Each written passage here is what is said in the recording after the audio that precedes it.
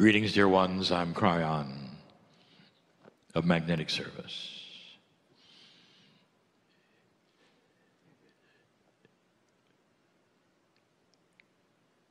The moment is more poignant than you know.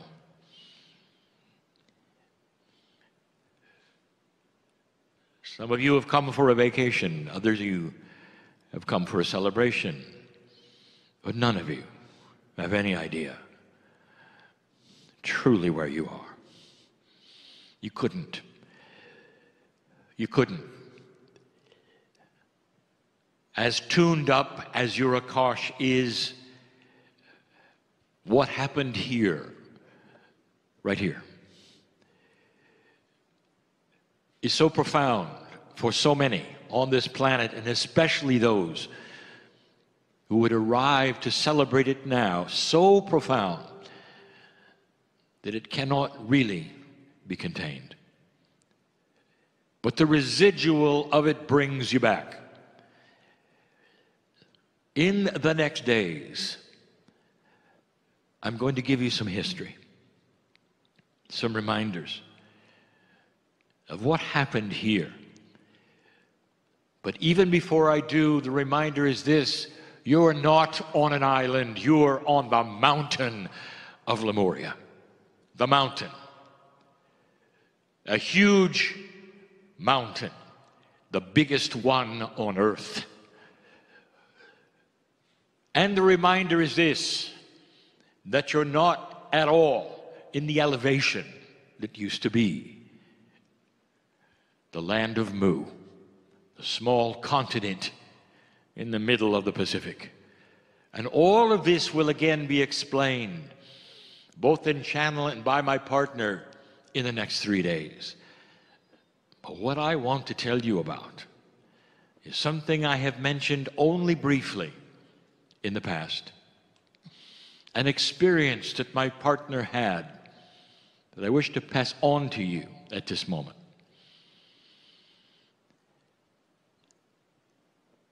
Silence. Can you feel the wind? Even inside this room, esoterically, the wind of creation. The Lemuria you celebrate was not really that long ago. We'll tell you more about that. It was the beginning of the sacred light information, the launching pad of the Akash, and so many came through this society. This is an island now. It was the tip of the volcano back then, as it is now, except that back then it was more active, slightly. The other tips of the mountain that are islands today, back in Lemurian times, were still extinct because the slide of the plates of the planet are slow. Lemuria was very recent, as we'll discuss again, recent in the history that you would call history. Can you feel it yet? There is something here. The dirt, the lava, where you actually stand, very few have sat or stood here in Lemurian days because it was approximately 33,000 feet. However, let me tell you what happened to my partner. Before the knowledge that you celebrate today, before anything was channeled by my partner about Lemuria, about what might have happened here or what it meant, esoterically, historically, anything, he came to channel Kryon. And oddly enough, he channeled it here on this mountaintop you call the Big Island today. It was his first experience over 20 years ago. A place called Parker, the ranch, is where he was. The crowds were not large back then. Perhaps there were 50 there. And that used to be a clubhouse where he was. And before he sat and channeled, my partner saw in the back of the room a man come in. The man had white hair. He was obviously Hawaiian. And he had a cane. And he sat and he watched as my partner went into channel. When my partner came out of channel, the man was gone. This happened again, 2 more times, as my partner returned to these places, these islands, these tips of the mountain. And my partner knew that this was something because he felt it. Often he would weep before he would even arrive, knowing that this was something. And yet the channeling didn't say what. As the time went by, I began to tell him more about it. The man with white hair and the cane returned 2 more times, just like he had the first time. Whatever island my partner was channeling, the man would come, just for a few moments, it seemed, and he left before my partner came out of channel. My partner didn't even understand whether he was real or not, for he only came for a moment and then he left. My partner never saw him leave, but he did. Eventually, he presented himself and introduced himself as a kahuna.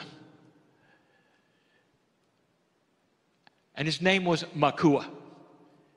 And in all innocence and naivety, my partner asked, "What does Makua mean?" And he says, "It means Makua."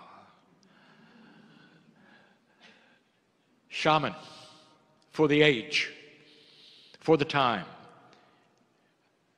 And that's when my partner realized he was the holder of the traditions of the ancestors, the original traditions of Mu, of Lemuria, the ones that went right back to the Pleiadians.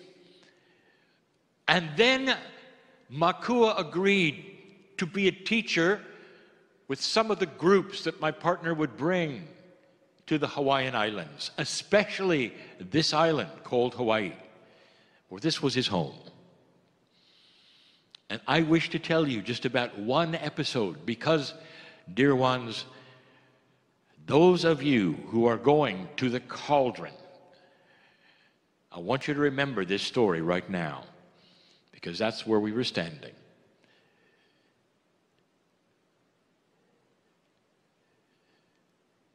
The big opening at the top of the mountain, the caldera, was filled with lava that was active back then in Lemuria, and it's not now. Sometimes it comes and goes, sometimes a fissure opens up and smokes, sometimes you actually will see the lava. But subsequently to the days of Lemuria, there have been many places where the lava pours out. So, the caldera is not as active as it was in Lemuria. But you didn't see it. It was too high. I was standing with my partner. I want you to think of that. The two of us together. Because there was channeling involved. At the edge of the caldera, not too many years ago, led by Makua. And he gave the teaching that he wished to the group who was there, and the channeling began. And when it was over, Makua said, "I want to show you something." And he took my partner to a place that was not a place where the group was. A little bit of a walk. And he said, "This is a place where the males gather. This is before my partner understood the differences between the honoring of the feminine on this island. He had no idea why the males would stand in one place and the females in another, not understanding that even to this day, in certain cultures, there are places where the women will be there in a sacred way, and they only will have the women there. And it's not a segregation of the genders. It's an honoring of the sacredness of mother. And this is the point, is that the males had to stand in another place because they did not have that sacredness of mother. They didn't understand the mother. They were not equipped. They were equipped for other things to support the mother. And he took me to a separate area along with my partner. For my partner still felt he was in channel.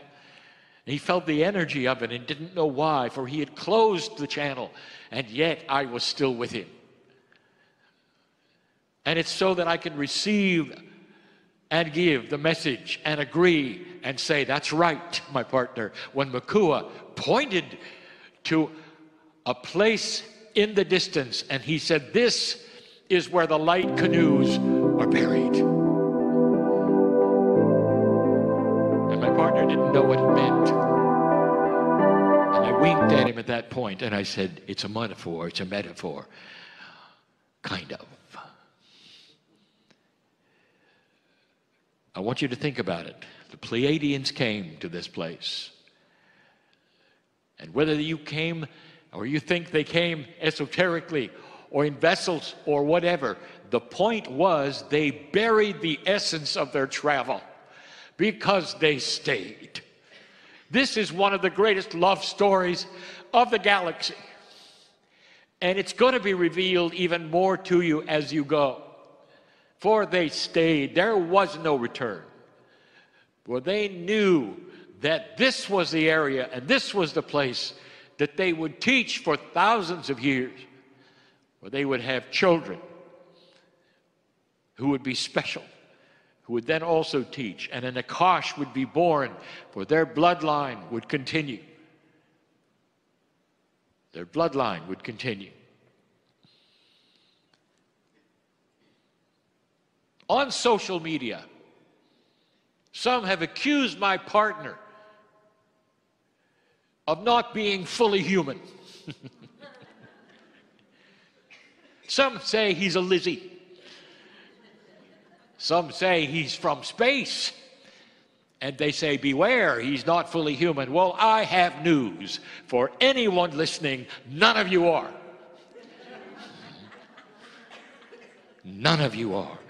That's the love story that I want to talk about this weekend. And that is the story of creation. And that is why you have apparently 23 pairs of chromosomes. Makua gave a manuscript to my partner. It was one of 4. And he said, here are all of the secrets of the lineage of everything I teach. And he said, I had to check you out for years to see if you were pure. For he said, the lineage of the purity of my race will someday disappear. And these things must be known. Shortly after that, Makua passed away in a traffic accident on this very island.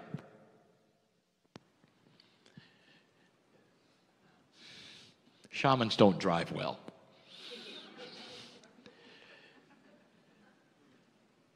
And the lineage of his shamanship passed to a woman. The first time in the history that there was no heir ready to receive this lineage. And this woman is here and lives here. Not far from where Makua lived. And her name is Kalei. And he gave her the same manuscript as he gave my partner. My partner and Kalei are allied in the tradition of the mountain. I told my partner not to read it, and he didn't. I didn't want it to taint anything that I would give him in channel ever. I wanted him to wait way after 2012 to open the pages and read a truth that he has been channeling for 28 years. A truth that says that humanity will make it and has passed this beautiful chapter of evolution called 2012, the precession of the equinoxes. There is so much more to give you. But because you're going to be at the crater soon, and I will channel again there, and I want you to feel the wind of creation. It will blow on you and in your face, as it even does now, for those of you who know what I'm talking about and understand the metaphor. This is a special area, a special time. You have come to the place where it began. The teaching of light and beauty. And what you need today in order to cross this bridge of evolution of humanity, which will start to grow and flourish, become wise, and continue. You've come to the right place at the right time, dear ones. Remember Makua. See Makua in Calais, for she talks about the same stories he gave her. But understand that it is the female now who carries the torch of the ancestors for this, the launching pad of the Akash for humanity, right here. And so it is.